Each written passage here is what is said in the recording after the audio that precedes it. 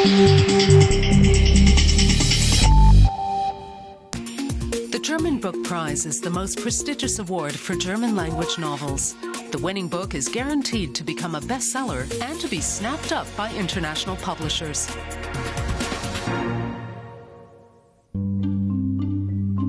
One of these books is destined to receive the 2009 German Book Prize. 6 novels with 6 very different viewpoints. Lichtjahre entfernt, Light Years Away, is by Merkel.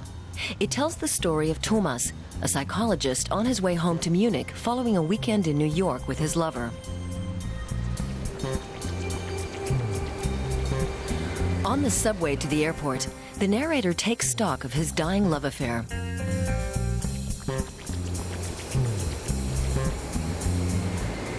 It's a journey full of reminiscences of his relationship to a woman named Judith, which sometimes overwhelmed him, and of other women he sought out for meaningless sex. Does this come down to an unspoken rule of my life? That for me the sexual act is nothing more than capitulation? Lichtjahre entfernt is also the story of a journey through the United States and a trip to the past, together with a woman from whom he feels separated by light years. In this, his third novel, Merkel recapitulates the failures of a man crazed by love and sexual desire, who is stingy not only with money, but also with his feelings. It's a dark, atmospheric look into the inner destruction of a man emotionally cut off by his own fears. This year's book prize favorite is Herta Müller for her novel Atemschaukel, Everything I Own, I Carry With Me. The book is about life and death in a Soviet gulag.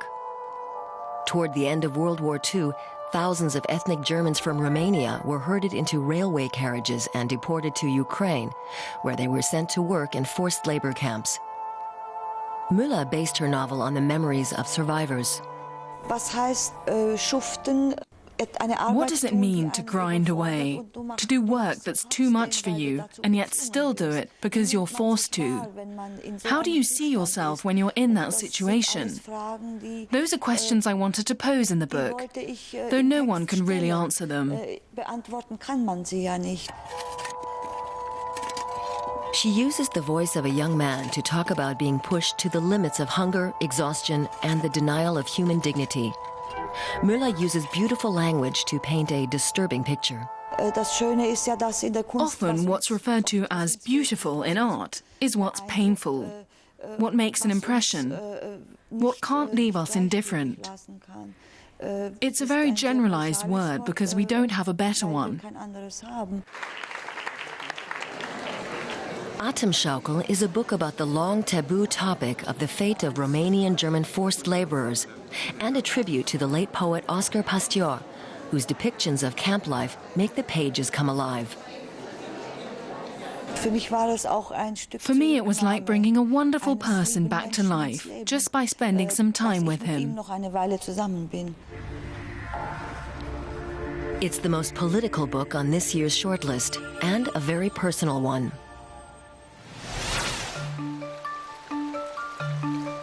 Norbert Scheuer's Überm Rauschen, The Rushing of the Water, is a family novel based in the Eifel region, a primeval world crisscrossed with rivers. This landscape has already been the backdrop for some of his previous books. For me, the Eifel is a landscape that makes life bearable. It's peaceful there. You have the feeling that everything leads somewhere, like a river that flows toward a destination. That's how the landscape is.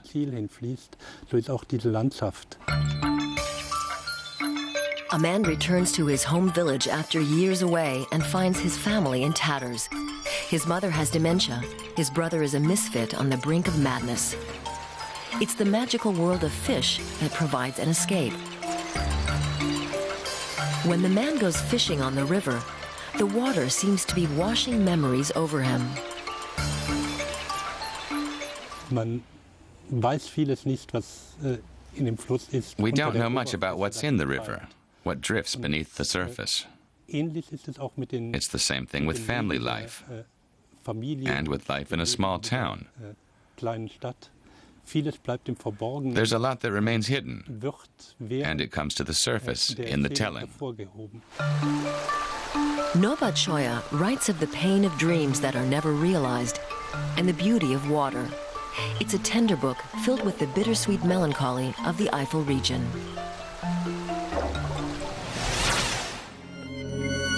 Du stirbst nicht, or You're Not Going to Die, was written by Berliner Kathrin Schmidt.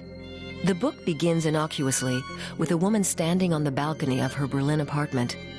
But suddenly she feels as if she's been hit in the head by a tiny rubber bullet.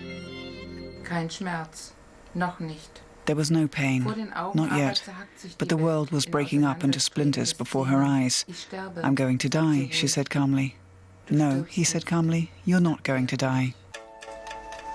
In Du stirbst nicht, Kathrin Schmidt tells the story of a writer slowly fighting her way back to life after suffering a stroke, 7 years after the author suffered a stroke herself.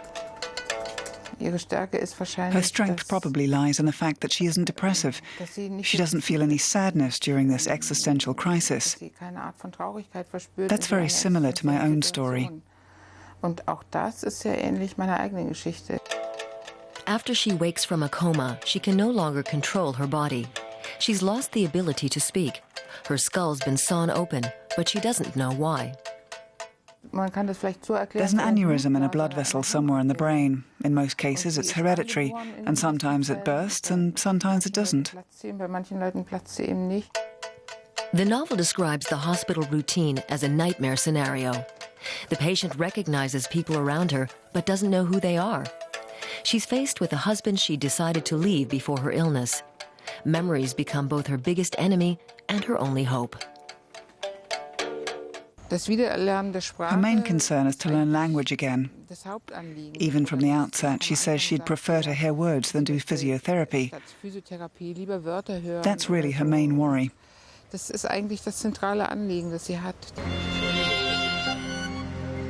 stirbst nicht is an unusual novel told from the perspective of a coma patient in a language that gets under the skin.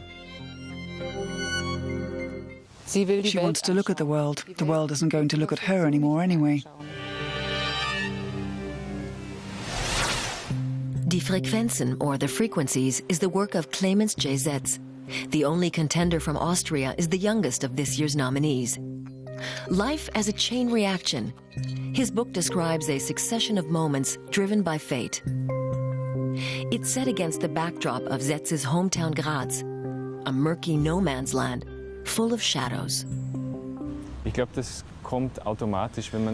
that's how you automatically feel when you grow up in a city. So many people around you move away from their childhood homes. Those who remain usually, or almost always, have a horror story. The book tells of two school friends, two families. Their lives are linked together loosely and fragmentarily, but also touch and influence each other. It's a surreal world of sounds. The Frequencies, Clemens J. Setz describes. Dogs deliver monologues. Light bulbs begin to speak. And the people? Real communication is always very unlikely between people. It's always a tightrope act, and it usually goes wrong. I think we're happiest when we're able to let go of the desire or the wish to make sense. Nonsense or dada or whatever is always liberating and always redeeming.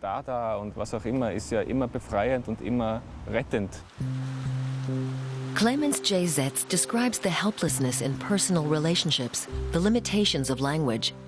The book impressively abandons all logic, all principles of cause and effect. Die Frequenzen unsettles and challenges the reader.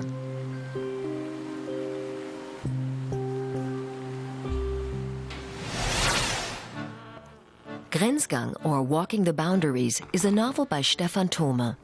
It's set in a small fictional town called Bergenstadt in the northern German state of Hessen. It's a tranquil place, but also a place of broken dreams. A woman in her mid-40s has been left by her husband to look after a senile mother and troubled teenage son. 40-something is too young to be old, but too old to feel young. A man in his mid-40s dreams of a successful academic career in Berlin, fails, and returns to teach in the local school he attended as a teenager. That's the beginning of this debut novel by Stephan Thome, who himself grew up in northern Hessen. It's a book about failed ambitions. Its characters are stranded in Bergenstadt, hopeless and dejected.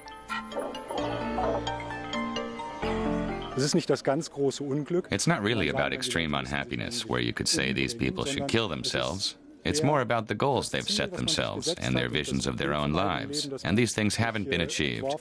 That gnaws away at them, and they're forced to live with the second or third best option. Every 7 years, the inhabitants of the town meet for the border walk. The ritual takes them around the boundaries of their town and tests their own personal boundaries.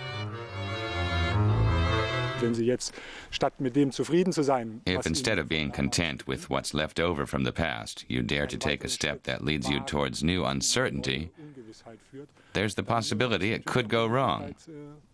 More wrong than the first time.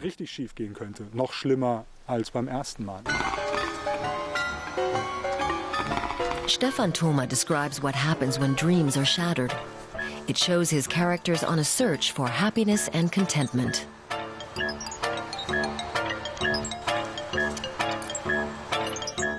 Have you never had the feeling you're too big for the surroundings you live in?